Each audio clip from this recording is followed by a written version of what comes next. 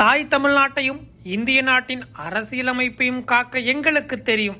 ஆளுநர் மாளிகையே அடங்கு என்று ஆளுநர் RN ரவியை முரசொலி நாளிதழ் எச்சரித்திருப்பது அரசியல் வட்டாரத்தில் பரபரப்பை கிளப்பியுள்ளது. தமிழ்நாடு ஆளுநராக RN ரவி பொறுப்பேற்றதிலிருந்தே தமிழக அரசிற்கும் அவருக்கும் 7ஆம் பொருத்தமாக இருக்கிறது. RN ரவி பொறுப்பேற்ற முதலாம் ஆண்டு தமிழக அரசின் உரையை சட்டமன்றத்தில் அப்படியே வாசித்தார். கடந்த ஆண்டு நடைபெற்ற சட்டமன்ற கூட்டத்தொடரில் பெரியார், காமராஜர், அம்பேத்கர், சட்டம் ஒழுங்கு, திராவிடம் உள்ளிட்ட வார்த்தைகளை சொல்லாமல் தவிர்த்தார். அதேபோல் இந்த ஆண்டும் ஆளுநர் தமிழக அரசின் உரையை வாசிக்காமல் வெளியேறினார். பின்னர் இந்த உரையை சபாநாயகர் அப்பாவு வாசித்தார். பாஜக தவிர மற்ற கட்சிகள் எல்லாம் ஆளுநருக்கு கண்டனம் தெரிவித்து வருகின்றன.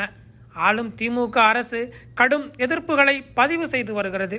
இதற்கு பதிலடி கொடுக்கும் வகையில் ஆளுநர் மாளிகையில் நேற்று முதலமைச்சரின் ஆணவம் நல்லதல்ல என்று கூறி அறிக்கை ஒன்று வெளியிடப்பட்டிருந்தது.